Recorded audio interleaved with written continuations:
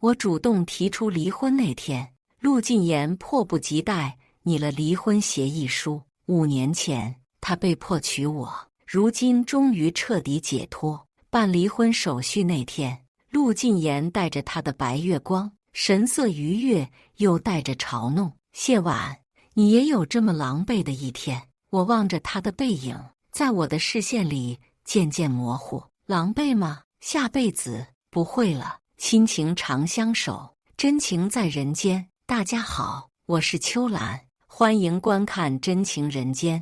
我主动提出离婚的那一刻，陆晋言站在我面前，盯了我很久，久到像是要把我盯出一个窟窿。直到我拿出离婚协议书，签下名字，他才回过神来，手指捻着那份协议，看了又看。我知道他肯定是有点不敢相信的，和他纠缠了5年的我，竟然会主动提出离婚。很久之后，他才扔下那份协议，嘴角不可察觉地挂上一抹嘲笑。这份协议我看不懂，我得请我的专业律师团队来看看。我捏着笔的力道大了几分，开口解释：不用，我净身出户，什么都不要。他语气不悦：我怎么知道会不会被你算计呢？我抬头看他，突然想起5年前的那个夜晚。这么多年过去，他一直记恨在心，可也这么多年过去了，我是不是这样的人，他最清楚。我干脆把笔一丢，坐在那。那好，我等你把协议拟好，我再来。说完，准备起身离开，他拦住我，不让我走，就在这等着，很快就好。他似乎是迫不及待地想和我划清界限。脚下生风，开门后就不见了人影。我跌坐到沙发上，在安静到可怕的办公室，我又想起医生和我说的那句话：白血病晚期，可能连换骨髓的机会都没有。我叹出一口气，望着门口那处消失的身影，也许他根本就不会在意吧。鼻尖涌出血，我用手擦了擦，擦不干净，连忙用纸捂住。陆晋言桌上的纸巾瞬间就被我抽走一大半，还好没人看见。很快，陆晋言就拿着一份新的离婚协议书进来，看到我仰头，手还保持在止血的动作上，有点讶异：你在做什么？我连忙把纸巾丢进垃圾桶，神色自然地坐下。拿过协议书时，看到他在末尾加的那一条：所有不属于我的东西都要留下，包括首饰，甚至衣服、鞋子等，这些都不属于我。我知道那些东西是给谁的，我也从未肖想过这些。快速签好字，递给陆晋言。他再三确认后，才开口：谢婉，希望你说到做到，我不想再见到你。我知道他有多厌恶我，这5年他从未多看我一眼。我看着等在门口那道熟悉的身影，点了点头，应该不会再见了。我嫁给陆晋言的这5年里，很少添置东西，他买的首饰、衣服、包包那些我也从没动过。签下离婚协议后，我就只拿了个包装了几件换洗衣服离开了。如今我像是个无家可归的人，想了很久，还是拨通了哥哥的电话。其实我是有家的，在5年前，有爱我的爸妈和温柔的哥哥。我许久未联系哥哥，电话响了很久才被接起，略显不耐的声音灌入我的耳朵：什么事？我愣了一下，不知怎么的就有点委屈。哥，我想回家。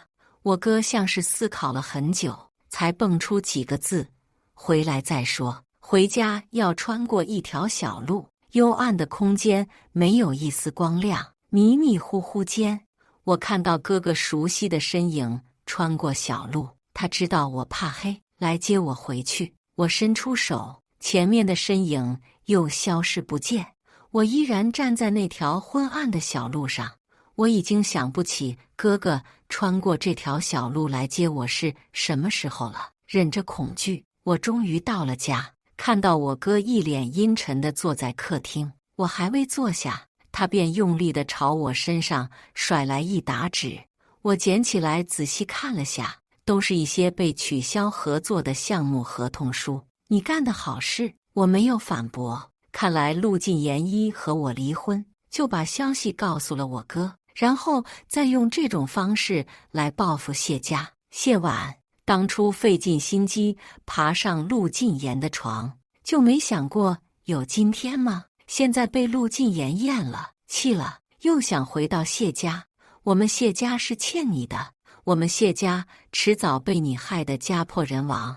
我哥此时双眼通红，控制不住自己的情绪。这5年来，他第一次和我说这么多话，在我面前发泄情绪。我知道他心里一直怪我，可这5年来谁都不好过。我忍着眼泪，被那一沓纸狠狠砸过来，熟悉的眩晕感瞬间让我清醒。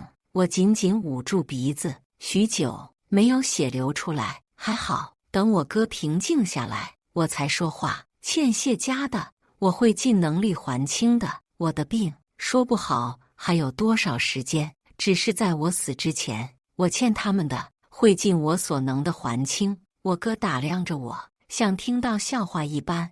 你拿什么还？说完，又突然想起什么。今晚陆晋言和这些合作商有一场饭局，和我一起去找他，让他帮帮我。我和他已经离婚了，那你说你拿什么帮？谢婉，现在只有陆家能帮我们了。没等我开口，我哥已经带着那些合同和我一起出门。我也没想到，我和陆晋言会这么快再见面。他今晚心情很好，合作商敬他的酒一杯没推，全喝了，唯独我和我哥坐在角落，像被遗忘的小丑。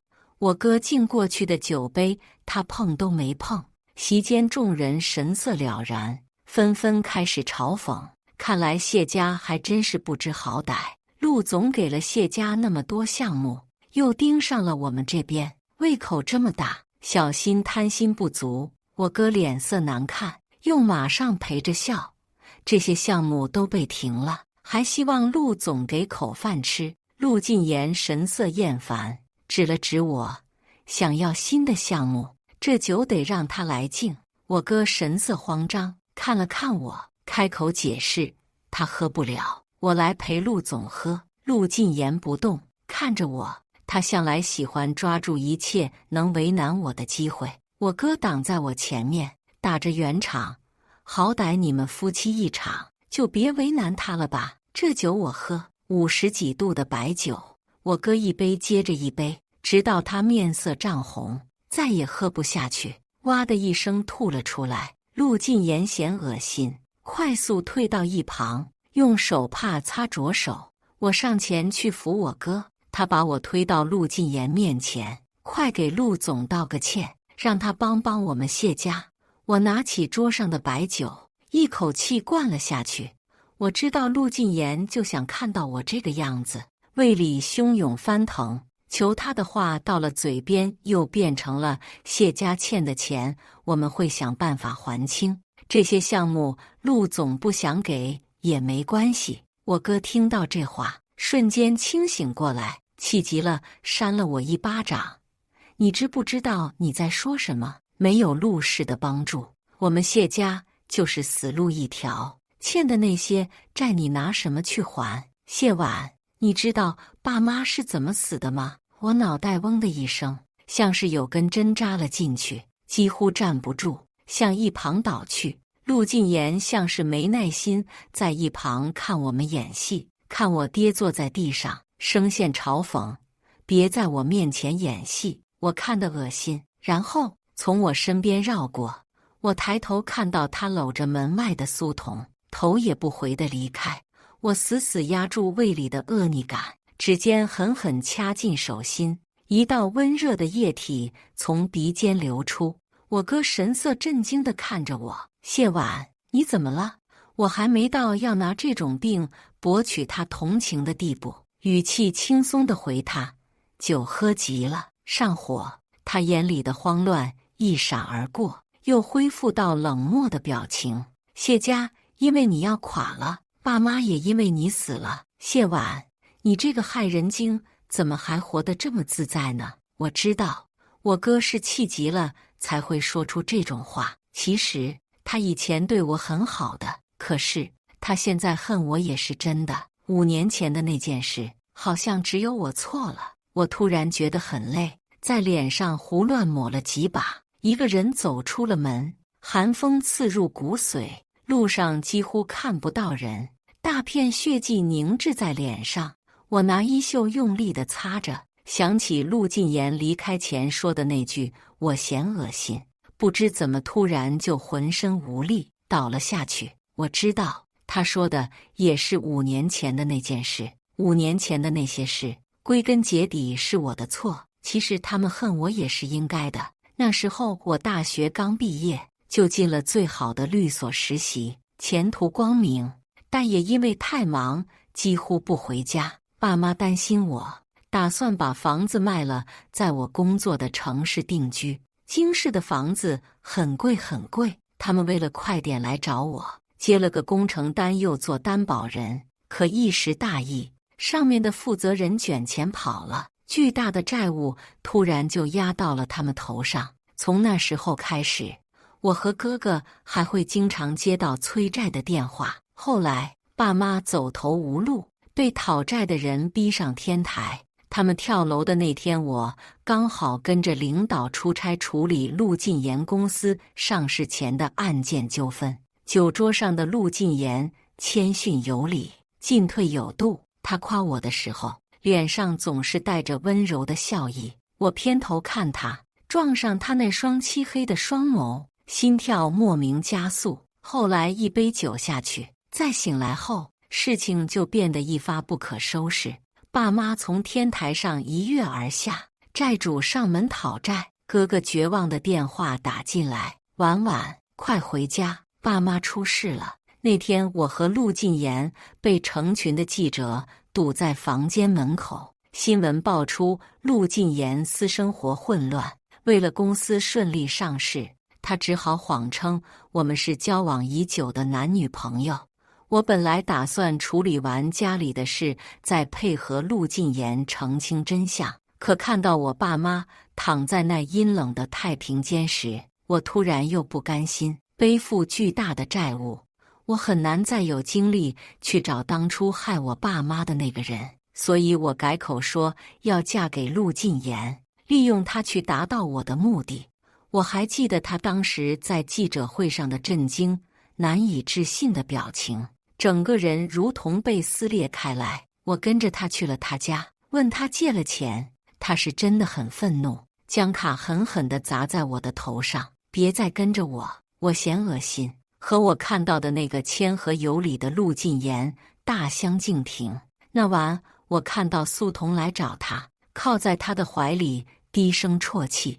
我没太多心思想别的，把钱转给了我哥，让他先去还债。我哥又骂我不要脸，说到底那些事都是我的错。我倒在路边，寒气入骨。有人推了推我，将我小心翼翼地抱起来。婉婉，婉婉。这声音是陆晋言还是我哥？我又有点分不清了。我缓缓睁开眼，对上一张陌生的脸，原来都不是啊，原来都是我的幻想。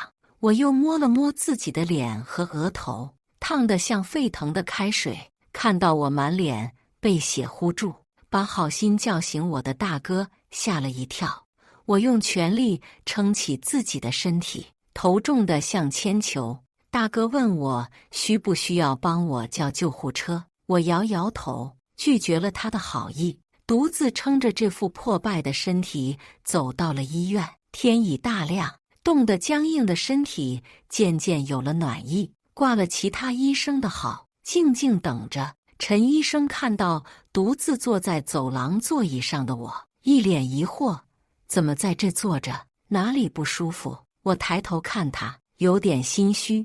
发烧了，来开点药。你跟我进来，我看看。见我不动，他停下脚步问我怎么了。我挂了别的医生的号，没什么大问题，拿点感冒药吃就好了。谢婉。眼见眼前的男人生气了，我才起身跟着他进去。其实我就是不想麻烦他。每次来陈医生这里，他不是帮我免诊治费，就是帮我垫付药费。我欠的太多，怕死之前还不清。陈医生问了我的情况后，眉毛瞬间拧成一股绳。他语气严肃：情况越来越严重了，还是尽快住院吧。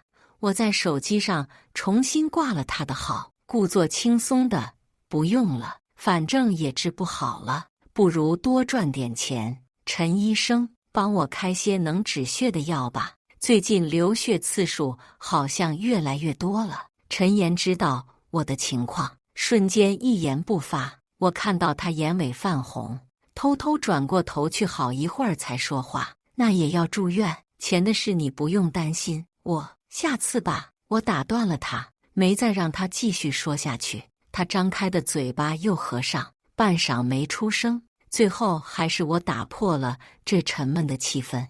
陈医生上次说要给我介绍个案子，我还能接吗？他拒绝得很快。你现在的身体不适合工作，我没办法。求了他很久，才勉强愿意把他那朋友的联系方式发给我。看着他担心的眼神，我向他保证：放心吧，我会尽全力帮你朋友打赢这场官司的。想了想，知道他担心的是什么，又再次保证道：等赚了钱，我马上来住院。这小半个月我都过得很顺利。陈医生那朋友的案子很好处理，证据充足，再过1个星期就可以结案了。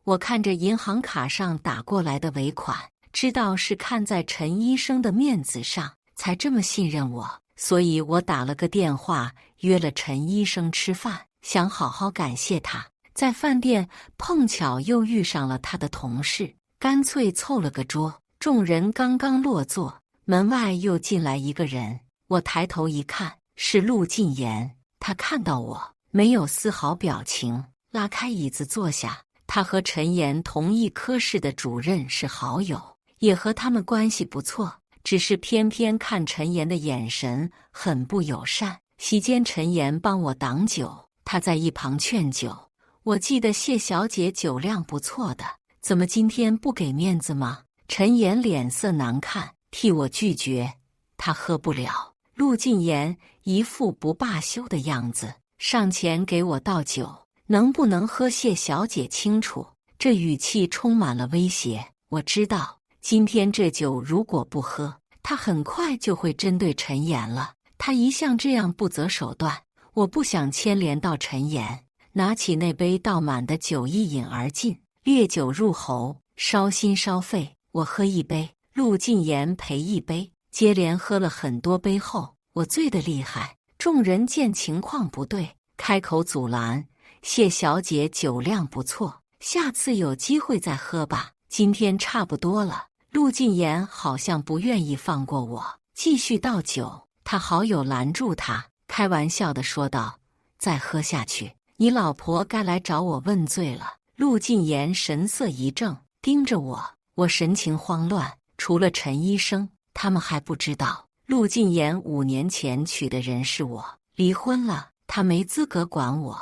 我一瞬间有种错觉，他的语气好似在赌气吃醋，可抬头看他那眼神里是带着明显的恨意。我反应过来，他一直都是恨我的。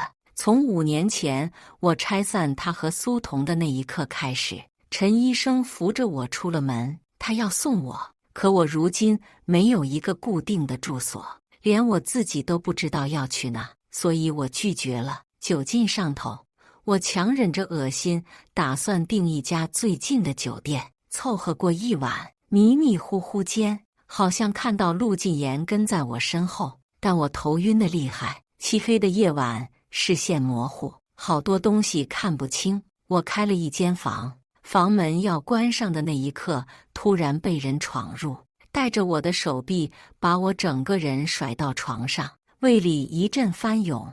我连忙跑到卫生间呕吐起来。镜子里看到陆晋言真真切切地站在我的身后，他捏住我的下巴，迫使我抬头看他，语气里满是不善。看来谢小姐和我离婚之后，异性缘不错呀。我想要开口解释，又觉得有些多余。陆晋言看到我沉默，不知从哪来的火，用力地把我甩到一边。他咬牙切齿：谢婉，别忘了，我们还没离婚呢。我已经听不清他在说什么，只是突然想起他和苏童抱在一起的那个夜晚。我怕那一大堆记者发现，着急地拉过他的手放到我的腰间，然后靠在他身上。他也是那样用力地把我推开，厌恶至极。谢婉，别忘了，我们还没结婚呢。我浑身无力，倒了下去，喉间涌上一阵腥甜。意识模糊前，听到他急切的声音：谢婉，你怎么了？我在医院醒来，身边空无一人，正想着是谁把我送到了医院。陆晋言拿着单子进了门，四目相对，他开口道：喝这么点酒就吐了这么多血，不知道的还以为你得了什么绝症，准备讹上我。我的心瞬间提了起来，以为他知道了。他拿着那张检查单丢给我：烈酒伤胃，只是诊断胃出血。接着又是嘲讽：5年前你就是用这样的手段算计我的。他一直以为5年前是我把他灌醉，然后再一步步算计他，让他娶我。可那件事是查清楚了的，我们只是恰好高兴多喝了点。出问题的是，最后服务生送来的那2杯酒，是他生意上的对手故意送过来的，只是我恰好在那。后来他被迫娶我，又拆散了他和苏童，所以他恨我至今。我自知理亏，向他道歉：对不起啊，5年前我不是故意的，我和我哥会尽快把欠你的钱都还清的。他盯着我，突然就笑了起来。现在说对不起是不是晚了点？我不明白他的意思。他拿出手机，点开一段视频，是我哥闹到他公司，砸了他的办公室，还打伤了人。我着急的要去抢他的手机，他脚步一移，我扑了个空。他嘲讽地说道：没了我，你们谢家撑不下去了吧？谢婉，算计来算计去，到头来什么都没得到。我倒要看看你们兄妹俩欠我的要怎么还得清。他眼里噙着笑，这5年来他都在想着怎么报复我。如今离了婚，再也不用顾忌，彻底放开手脚。临走前，他得意的语气一点没减。门关上的那一刻，声音传来：你还是好好想想怎么和陆氏的律师团队去打这场官司吧。陆晋言报了警，他不接受调解，我哥暂时被关了起来，我一个人和陆氏的律师团队周旋，忙得焦头烂额。后来我实在没办法，陆晋言故意要报复我，会有无数种手段，与其像一只无头苍蝇乱转，不如问问他想要什么。我进他公司后，他和他的律师团队正在等我，他难得有这么多时间和我纠缠。我拿到那份起诉书的时候，看也没看，直接问他：陆总想要什么？不如直接说。我听到他嗤笑一声，再不急不慢地开口：当然是谢家破产，算计我的人一个都不能放过。我抬头再看他，想起当年向陆晋言借的钱都还得差不多了，大概还有10来万。我又算了算最近我哥闹事要赔偿的大概金额，我卡里的钱加上最近接的那案子的费用，刚好差不多能还清。只是后续在住院的钱，怕是1分都拿不出了。没有犹豫，拿出手机把全部的钱都转了过去。陆晋言收到转账，神色诧异，又很快反应过来。我说了我不接受调解，我回他：如果陆总执意要告，那便告吧。陆总这样对待自己的妻子，到时候我会让外人看看你到底是个什么样的人。陆晋言正愣了片刻，哑口无言。他随即想到了什么，神色复杂地看着我。过了许久，他又拿出手机拨通了秘书的电话，脸色瞬间愉悦起来。不如你先看看这个今天的热搜新闻：一个衣着褴褛的男人跪在谢家门前，身上挂着的牌子写着谢婉没有职业道德，不择手段，欺压弱小，求还一个公道。我拧眉看着，新闻里的男人正是前些天的被告，案子都已经结束了，判得很公正。如今演这出是为什么？事情发酵过快，我都还没搞清楚原因，不好的言论铺天盖地席卷而来，甚至有人扒出了谢家5年前的那些事。哥哥被放了出来，陆进言放弃起诉，同意调解。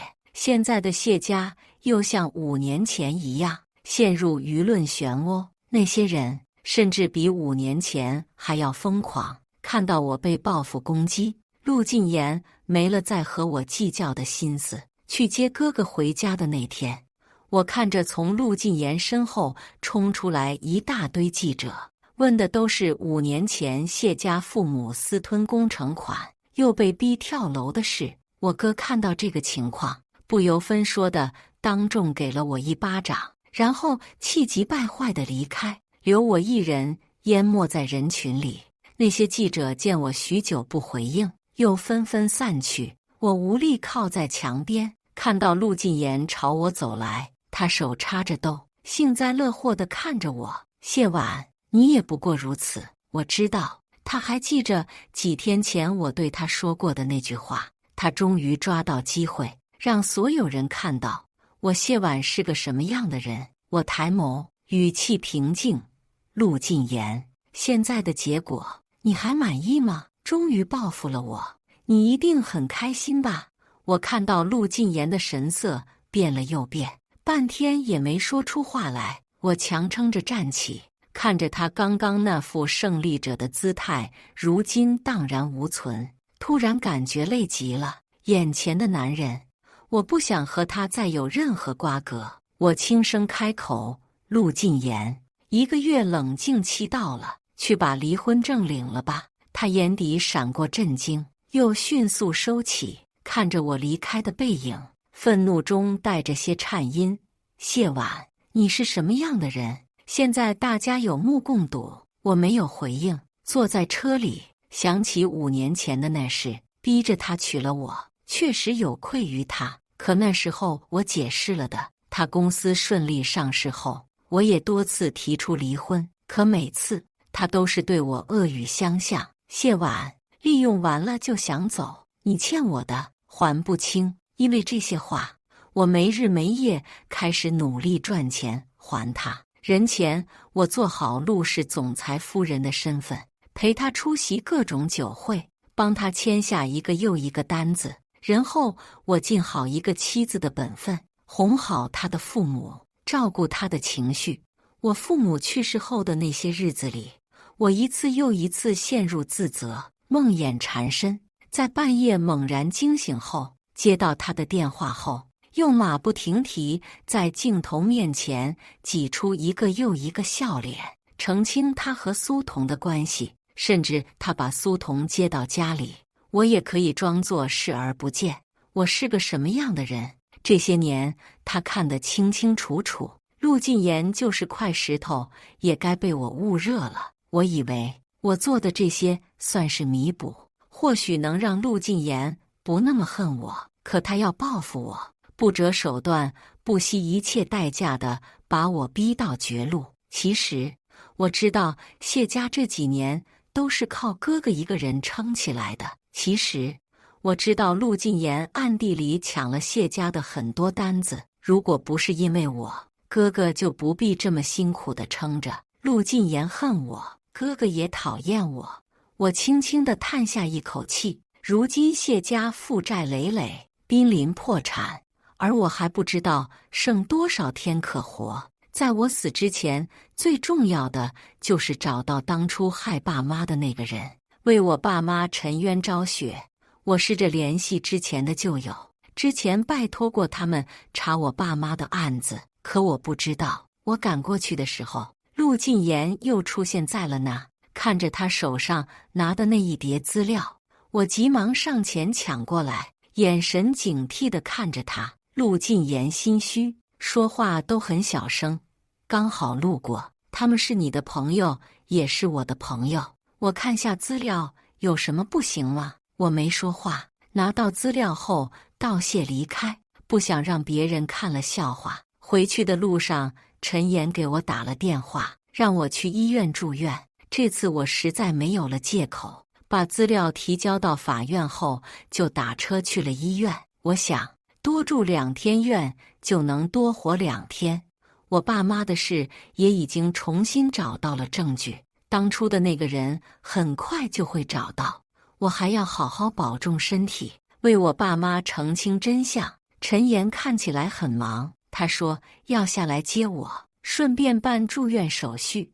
我等了很久也没见到他人，电话也没人接，我只好上去他的诊室找他。走廊里吵吵嚷嚷，隔着很远就看到身着一身白大褂的陈岩被人围在中间。我在边上听到护士去叫人，有患者在闹事，我有点担心他，挤上前去。那个人情绪很激动，从包里掏出了刀，对着陈岩的颈部就要刺过去。众人吓得四处散开，我脑袋一猛，冲过去扑到他身上，血，好多的血，眼睛里一片猩红，不知道是从鼻子还是后背流出来的，怎么都止不住。失去意识前，听到陈医生失魂般地喊着我的名字，还有一道从远处冲过来的身影，我隐约看到，好像是陆进言。我被推进手术室，进行了长时间的抢救，本来伤得不重，可我这具破败不堪的身体，流出的血怎么止都止不住。好在最后有惊无险，在重症监护室待了1天，就转入了普通病房。病床被推出来时，我看到陆进言双眼通红地站在一旁，不知道是什么意思。他是故意来看我是不是死了没吧？没如他的愿，我还活着。陈岩下了手术台就赶了过来，看到我没事，长舒了一口气。病房里，他已然双眼通红。我真不知道陈岩有这么爱哭。从我认识他到现在，特别是见我这个样子的时候，他一定是要抹眼泪的。我打趣地开口：“陈医生，我很丑吗？”他茫然地看着我，我笑了下：“是不是把你丑哭了？”陈岩突然抱住我，力气大得有点吓人，太危险了。遇到这种事，你应该躲开。其实我也没想太多，就是不能看着陈医生这么好的人受伤。反正我也是快死的人了，我这条命不值钱。谢谢你救了我。他站起身，看我的眼神复杂，像是医生对绝症病人的极度怜悯。许久后才开口：“谢婉，好好活下去。”我瞬间明白他的意思，回他：“我会的。”他也实在待不下去了，匆匆离开。刚闭上眼睛想休息会，看到陆进言脸色铁青地推门进来，他情绪有些失控，声音也大了些：“他就是这样对你的。”我没明白他的意思。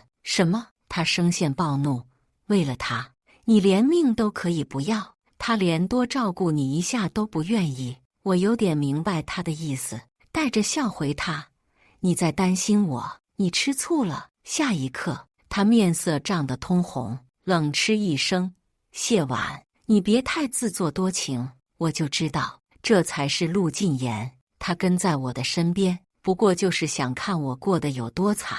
我不说话，不想再自讨没趣的听他说一些伤害我的话。我跟他纠缠了5年，如今快死了，也只想安安静静的。他还不走。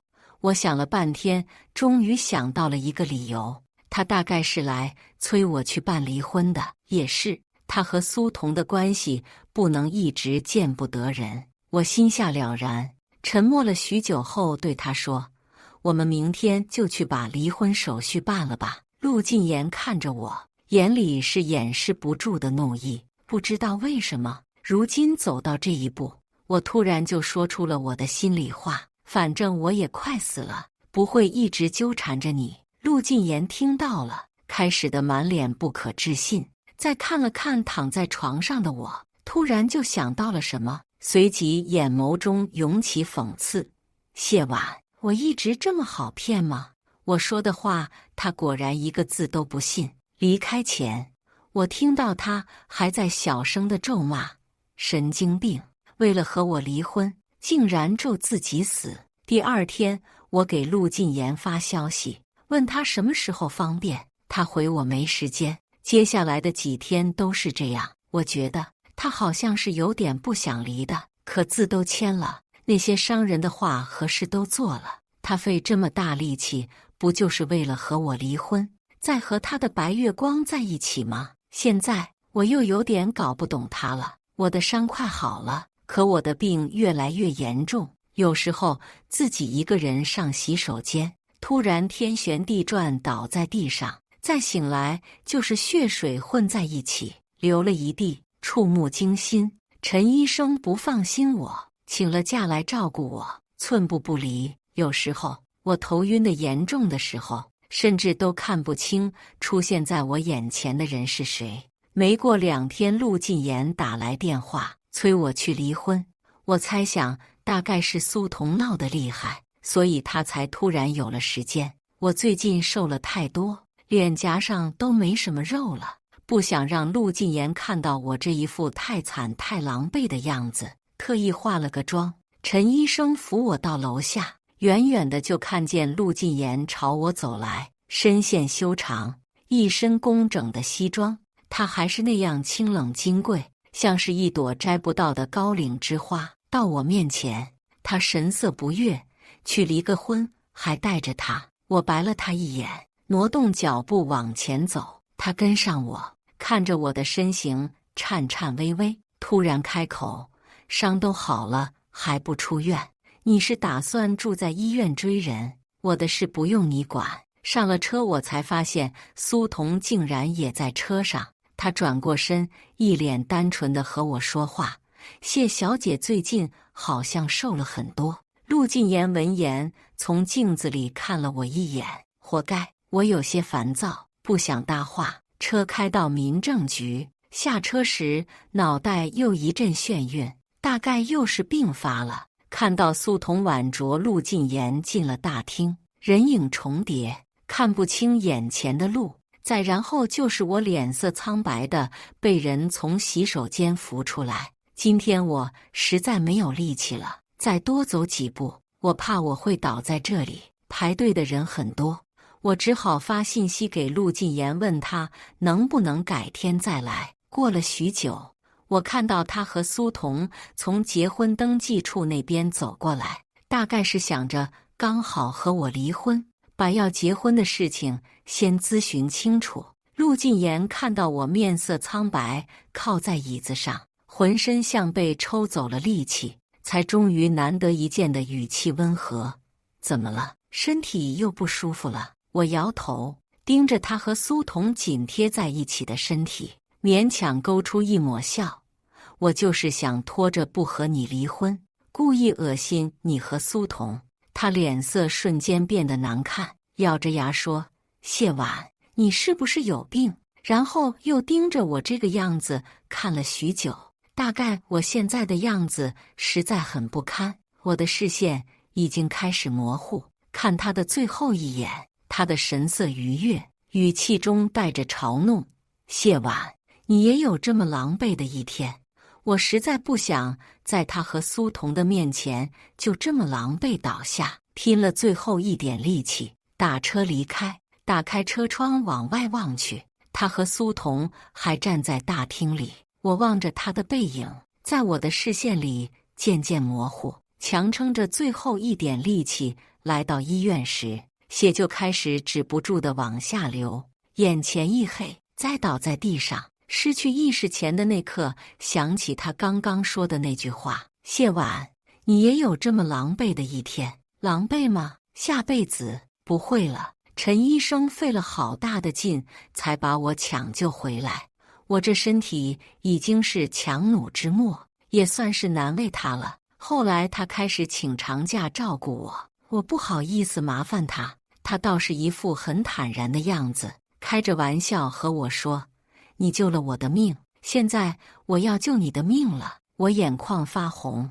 心里酸酸的。除了去世的爸妈，还有之前的哥哥，似乎再没有人对我这么好过。想起哥哥，我发现他似乎许久都没联系过我了。我知道他对我失望至极，可爸妈的案子结案的时候，我还是希望他到现场亲自看看。他的妹妹谢婉已经弥补了对谢家的亏欠，希望他不要一直怪我。后来的这几天，我的精神好像养好了一点。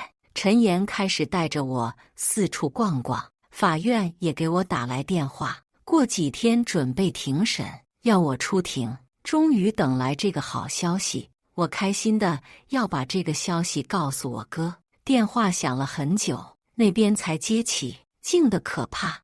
我听到那边传来滴答滴答的声音，像是什么东西一滴一滴的滴到水里。我没多想，兴奋地告诉我哥这个消息，但他好像又不是很开心，只是恹恹地说了句：“我知道了。”我突然挺想见他一面的。这段日子一直待在医院，连个电话也没打，到时候他又该生我气了。我哥发了个地址给我，我趁着精神好，还给他做了个爱吃的小蛋糕。别看他现在冷冰冰的，他以前可爱抢我吃的了。我哥以前护着我，现在我也该懂点事了。我提着蛋糕来找他时，他已经点好了菜，坐在那等我。我看了一眼，全都是我爱吃的，放下蛋糕，想拉着他撒娇，又觉得不妥，只好把眼前的东西往他身边推了推。我发现他的左手一直放在下面，没有拿上来过。这次见面，我哥还是冷冰冰的，但好在他收了我的蛋糕，虽然没吃，但我知道我哥他不那么怪我了。分开时，他突然看着我的眼睛，关心地问了一句：“你怎么瘦了这么多？”我的心瞬间提到嗓子眼。虽然我现在裹着大棉袄、围巾，还戴着帽子、口罩，我哥好像还是看出来了。我只好心虚地低头，把棉袄往上提了提，尽量遮住我的脸。最近在减肥，我撒了谎。好在他没多问什么，提着蛋糕离开。望着他离开的背影，我隐约看见他左手缠着厚厚的白色绷带。我回了医院，陈岩担心我出去这么久，很严厉地说了我几句。不过我还是很开心，我期待的事正一件一件往好的方向发展。陈岩看到我这个样子，也忍不住开心。许久，又像是想到什么，脸色又变得难过起来。最近我的精神变得越来越好，可夜里又总是噩梦不断，一闭上眼就看到我爸妈从很高的天台跳下来，绝望、无助，紧紧地缠着我。哥哥的愤怒、冷漠，再到陆晋言的报复和我被所有人厌恶，过去的一切像走马灯似的闪过。我在半夜被惊出一身冷汗，睁眼又回到了满是消毒水味的病房，挪了挪身子，想起床喝口水，才发现床边睡着一个人。我打开床头的灯，仔细揉了揉眼睛，才看清是我哥。见我醒来，他起身慢慢帮我把被子盖好，嘴里还念叨着：“这么大的人了，还喜欢蹬被子。”哥，我喊他，我怕我是在做梦。他大概是太久没听到我叫他一声哥，手上的动作停了下来。过了许久，我听到那个熟悉的声音再次传来：“你那个医生朋友说你感冒生病了，我来看看你。”他的声音除了关心，还带着一丝我没察觉到的绝望。我突然有点难过。这些年我和他生疏了太多，自从爸妈出事后，我们都没有好好坐下来说句话。沉默许久，他拢了拢我的被子：“做噩梦了吧？快睡吧，我在这守着你。”我眼眶发红，听他的话，重新躺了回去。哥，我探出头，小心翼翼地问他：“你还怪我吗？”关了灯，黑暗中，我哥回应着我：“没怪你。”都是哥不好，这些年让你受委屈了。我又把被子拉上去，盖住头，躲在被子里偷偷哭，好像这些年来的委屈，在这一刻全都消散了。过了许久，我拉开被子，看到我哥靠在床边静静地守着我。我想起来他左手上缠着的白色绷带，哑着声问他：哥，你手怎么了？借着月光，我看见他快速地把手放下去，没说什么。他一向不太喜欢跟别人解释太多，我和他的关系又刚刚缓和没多少，再追问下去他又会不开心了。我只好不再说话，闭上眼假装睡觉。我哥像是察觉到我在他面前有点小心翼翼，过了一会儿又主动开口：这2天有时间去看看爸妈吧，我们兄妹俩还没一起去过，再不去爸妈该怪我们了。我轻声回他：好。没多久，他又从口袋里掏出一张银行卡，放在我的床头。你之前打给我还债的钱还剩了些，都在这里了。等爸妈的案子一结束，那人赔了钱，你就都存在这张卡上。黑暗里看不清他的表情，我继续问了句：公司不是还欠了许多吗？随后将银行卡从桌上拿走，又递回我哥的手里。先把欠的那些都还清了，再给我也不迟。我哥紧紧握着那张卡，声线哽咽：公司破产清算，我把房子也卖了，放心吧，欠的债都还清了。我强忍着眼泪，挤出一丝笑：那以后我就和哥哥相依为命了，哥哥去哪，妹妹就去哪。我哥语气轻松地起身，轻轻弹了一下我的脑瓜，语气有点无奈道：好。清晨我醒来的时候，哥哥已经离开了。想起昨天和我哥约好的，要一起去看看爸妈，我连忙起身洗漱，拿起手机想给我哥打电话约时间。陆晋言的电话却先打了进来，我想挂掉，又不小心按了接听。那边似乎是没想到我接得这么快，沉默了10几秒。我问他什么事，陆晋言冷漠开口：谢婉，你到底什么时候去领离婚证？我愣了一下，突然想起来，我和陆晋言还没办好离婚手续，但现在我着急给我哥打电话，就回绝了他。今天没时间，过2天吧。今天我要和哥哥去看爸妈，明天要开庭，确实没时间。但在陆晋言那里，我就是故意的。谢婉，你故意拖着不去办是什么意思？都和别的男人在一起了，还顶着陆氏总裁夫人的头衔，想干什么？陆晋言怒不可遏，我不想解释，打算和他另约时间。陆晋言不依不饶：如果你今天不去，我会去找陈岩。我声线冷了下来：陆晋言，我们的事不要牵扯到别人。他在电话那头嗤笑，舍不得我去找他。那上午10点，民政局见。电话被挂断，容不得我再多说一句。我没想其他，拨通了哥哥的电话，一遍又一遍，电话好像被开了静音，无人接听。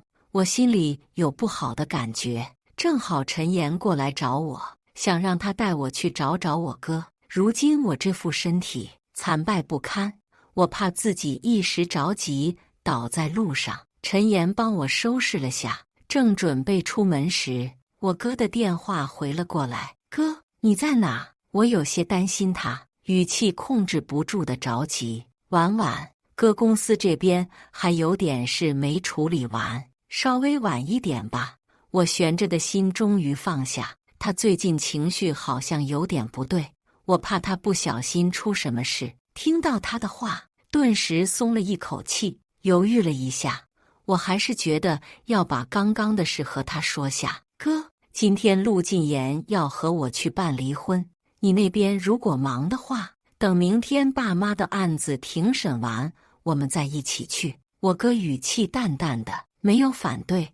好，挂了电话，我又联系了陆晋言，告诉他我会准时到。到了地方，陆晋言看我坐着轮椅过来，表情疑惑，这次又是伤到哪里了？都坐上轮椅了。其实我也不想的，只是我出门的时候，突然整个人就像被抽干了力气，栽倒在地上，把陈岩都吓坏了。陈岩本来不想让我来，但我想想，如果不来，后面我可能连醒来的机会都不确定有没有。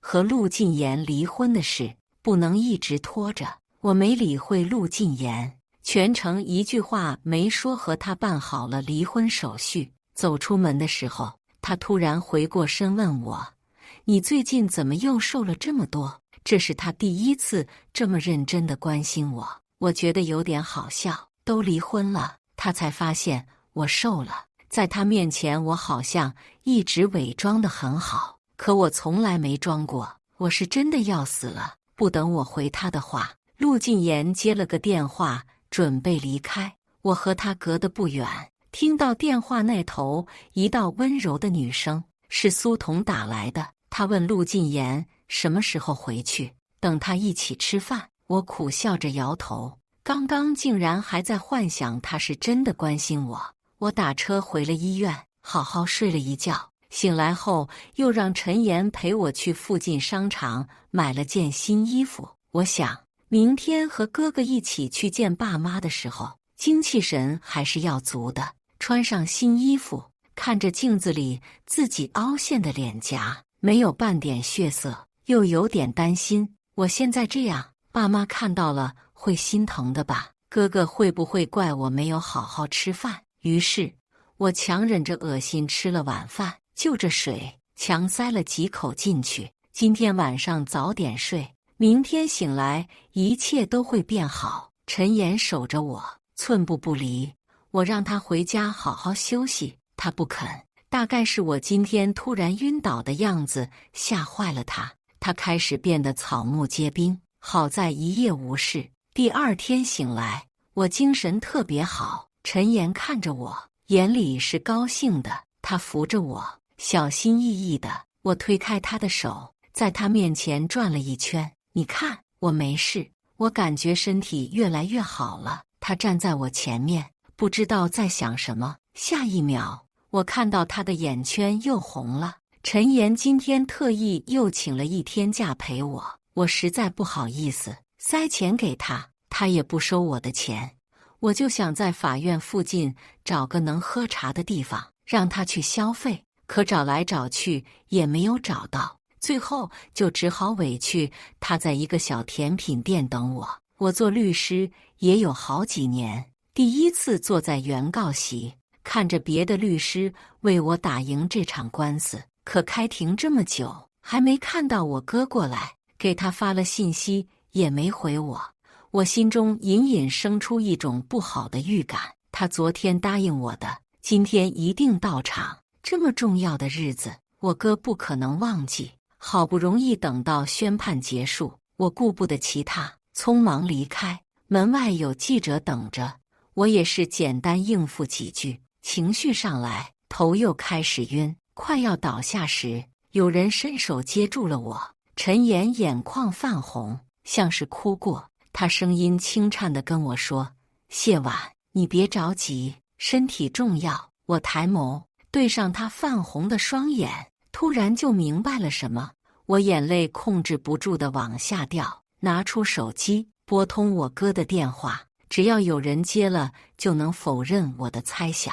可电话响了一遍又一遍，始终是一道机械的声音：“对不起，您拨打的电话暂时无法接通。”这一刻，我犹如风中枯木，一吹就倒，彻底失去意识。等我醒来时，警察打来电话，让我去认领我哥的遗体。掀开白布的那一刻，我看到我哥摔得面目全非，像当初我爸妈从高高的天台一跃而下那个惨状，我只在梦里见过。警察说他是从他公司那栋楼的最高处跳下来的。我蹲下身，握住他的手，看着他苍白的脸，以后再也不能对我笑，控制不住的放声大哭。我想起那天晚上，我睡着之后，迷迷糊糊听到我哥说的那句：“婉婉，好好照顾自己。我以为我是病得太重，产生幻觉，没想到那时候我哥是在和我告别。我去了他的公司，里面空空荡荡，在他的办公桌里留着一份医院诊断书，上面写着重度抑郁加狂躁症。原来我的哥哥早就病了，这么些年他对我不冷不热，见到我后又控制不住地对我发脾气。原来他病了，而我却一直都没有发现。难怪他的左手缠着厚厚的绷带。那天他是准备割腕自杀的，拿着单子的手一抖，我瞬间跌坐在地上。陈岩扶住我，颤抖着双手拿出纸巾替我擦眼泪。我脚步轻浮，浑浑噩噩地走下楼，寒风灌入我的身体，我却没有丝毫寒意。我抱着我哥的骨灰盒从殡仪馆出来时，天气阴沉，下着小雨。我抬头看了看灰蒙蒙的天空，爸爸妈妈也是在怪我吧？我和哥哥了的，要一起去看看爸妈。我打车去了墓园，来到爸爸妈妈的墓前，跪下，小心和他们解释：爸妈，我和哥哥来看你们了。我也终于找到了当初那个害你们的人，澄清了真相，你们可以放心了。我不是故意的，我不知道哥哥他……说到最后，我到底是没再说完，在他们面前痛哭完，我又觉得还是再等我下去当面和他们道歉吧。离开的时候，迎面撞上了一个人，我抬头一看，是陆晋言，他好像特意在这等我。不过我们都离婚了，我实在想不出他有什么理由来找我，所以我绕过他身边，没再看他一眼。我走得很慢，他在原地待了一会，大概没想到我一句话也不和他说，所以他追了上来，挡在我的前面，神色有些茫然。你要去哪？我脸上的泪痕还没干，有些不耐烦地瞪着他。不用你管。他瞳孔有些震惊，想来和他在一起的这些年，我大概脾气太好，鲜少用这样的语气和他说话。他愣了几秒，又拽住我的手臂，皱眉道：和我回家。我觉得我最近的幻觉越来越重了。第一次听到陆晋言和我说家这个字，我记得他说的那个家是有他爸妈的家，他曾对我说那是他和苏童的家，所以我和他一直都是没有家的。我不知道他今天发的什么疯，见我不动，他还一直保持着拽我手臂的动作。我提醒他：陆晋言，你忘了我们已经离婚了。一瞬间，他的脸色变得那样难看，最后僵持不下，又不情不愿地找了个理由：爸妈让我带你回去，有家庭聚会，实在可笑。以前一直看不上我的陆家人，现在竟主动邀请我回他们的家。可是我哪有家了呀？从5年前开始，我就没有家了。我甩开他的手，到路边叫了车，他不依不饶追上来，情绪激动：谢婉，爸妈他们身体不好，你就不能懂点事？我想起过去的那些年，尽力做好陆家儿媳的那些日子，我已经很懂事了。现在我不想要死了还要踏进陆家的那扇门，所以我故意的对陆晋言说：我怕我死在你们陆家，你们到时候嫌我晦气。我看到陆晋言表情扭曲，脸上像是被撕裂开来的情绪，不可置信。谢婉，你说什么？我就知道他会是这样的反应，他从来不相信我说的任何一个字。我摆摆手，没什么。坐车离开，视线很快模糊，大概再也见不到了。下了车，来到陈岩的住处，他帮了我那么多，我一直想请他吃饭，感谢他来着，可挑来挑去也没有什么好的地方。他干脆让我去他家吃火锅，说了半天，又是他在忙活，我都快成专业拖油瓶了。火锅咕噜噜地冒着热气，雾气飘在上空，让我有点看不清陈岩的脸。这样也好，这样他也看不清我的脸，或许我在他眼里不会那么丑。火锅实在太烫，我就沾了几口辣油，先尝尝味。吃到一半，看到陈岩满头大汗，我让他去厨房倒水。他一离开，我的筷子瞬间掉在地上，低头去捡时，鼻子里又涌出大量的血。我连忙用衣袖捂住，我还是强撑着起身，把早就准备好的银行卡和纸条放在了餐桌上。陈医生，谢谢你对我的照顾，如果可以，我能不能拜托你把我的骨灰撒到山间树林？银行卡还希望你收下。我知道有一点晦气，但看在我们关系还算可以的情况下，还请你不要介意。我想了很久，还是决定不和爸妈还有哥哥葬在一起了。我实在没脸下去见他们，我也不喜欢阴冷潮湿的地下，还是更喜欢温暖葱郁的山间树林。离开前，我望着厨房里陈岩压低的背影，轻轻抖动。他怎么还是那么爱哭？我走出小区，来到人潮涌动的大街上，好像寒风刺骨的阴霾天已经过去，温暖的阳光洒在身上，暖洋洋的。我栽倒在路边的花坛边，大量的鲜血涌出，看着渐渐围过来的人群，意识好像在渐渐散去。陆进言番外，我从朋友那听说谢婉父母的案子重新发案，他赢了官司。我想这么多年他想做的事终于完成了。我放低姿态去找他，我们之间的关系也不会那么紧张了吧？其实当初我和他离婚确实闹得有点难看，我也不是故意难为他的，我就是看到他那个样子，一种无所谓的态度对我就生气极了。刚签完离婚协议的那天，谢婉在医院和那个叫陈岩的人走得那样近，我就控制不了自己的情绪。我们还没离完婚呢，他凭什么那么快就找了新欢？所以我总是找机会为难他。那天在墓园外，我明明就是特意来找他的，可求和的话到了嘴边，不知道怎么就该死的变了。我明明想让他回家，我想和他好好谈一谈，我还想和他复婚，可他那样子分明是对我彻底死心了。他坐上车前一刻说的那句他快死了，我就当作是他想摆脱我的借口。可看着他离我渐渐远去，我又开始有点慌了。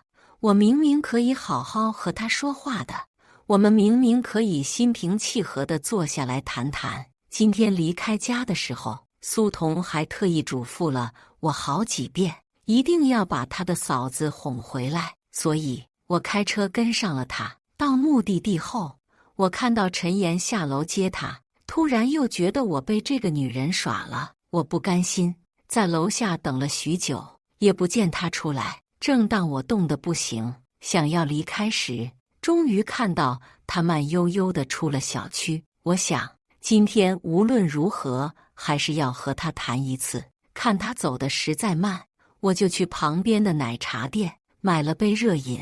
可等我拿着热饮出来时，转眼就不见了谢婉的身影。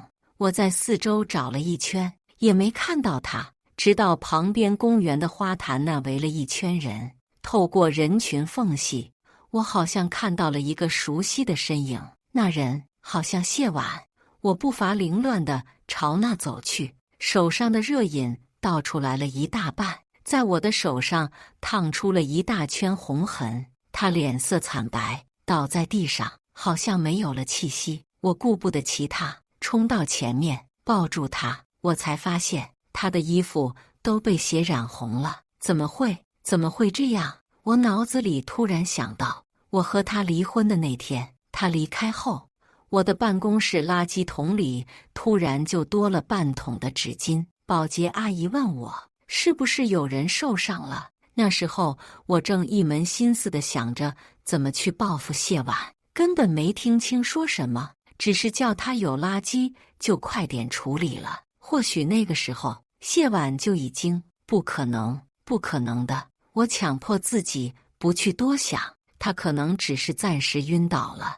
我叫了救护车把他送到医院，可医生都还没开始抢救，怎么就说他已经死了呢？突然的冲击让我一时承受不住，猝然倒在了医院。其实这么多年，我早就不恨他了，或许我早就喜欢上了他。这么多年，我就是一块石头，心也被他捂热了。那天的饭局，我本来拒了，可他哥和我说谢婉也去，我不知怎么的就早早的到场了。我故意把他们晾在一旁，等着他来主动求我，可他脾气太倔了，宁愿和我划清界限，都不肯开口求我一句。那次我气急了，把和谢家的合作彻底停了。他离开了我，谢家撑不下去，总该来求我了吧？可他却过得更好了。我不知道为什么，明明是希望和他好好说的，明明我可以态度好点的，可看到他和陈岩成双入对的时候，我又控制不住的想要为难他。我故意在饭桌上灌了他很多酒，当初他也是这样算计我的，只是我不知道他会吐血。我吓坏了，我抱着他疯了一样冲进医院，我不想他出事，我甚至跪在地上求医生救他。好多人拍了照，等谢婉醒过来的时候，我又突然觉得我矫情极了，让他看到这样的照片，他还不得笑话我一辈子。我让人把发出来的照片全都删了，还好他没看见。可谢婉的哥哥看到后找上了门，大吵大闹的不得安宁，我就暂时让他进去了几天。因为这件事，谢家之前的事全部被扒了出来，谢婉要和我领了离婚证，他彻底恨上了我。我就想着帮他查查当年的事，算作我的一个道歉吧。我以为他拿了资料，算是接受了。可我跟他到医院的时候，他又去找了陈岩，还不顾性命的替陈岩挡了一刀。他为了另一个男人做到如此地步，我终于看清，他终究是对我没有一点喜欢。后来我看到很多次他对陈岩笑，对他关心，我终于觉得或许是我错了。我从来不知道怎么去喜欢一个人。谢婉嫁给我的这些年，对我无微不至的关心，在陆家也从来都是任劳任怨，而我却因为5年前的那个错误，一直对他冷言冷语，甚至我3番5次的催他离婚，让我的妹妹苏童故意陪我演戏，一次又一次的伤害他。就连最后一次见面，我都还是为了自己这可笑的自尊心，没对他说句好话。这一次，我永远的失去了他。我醒来时，已经是3天后，打听到谢婉的遗体已经被陈岩送去火化。我怒不可遏地找到了他，质问他为什么，凭什么我妻子的骨灰都不给我。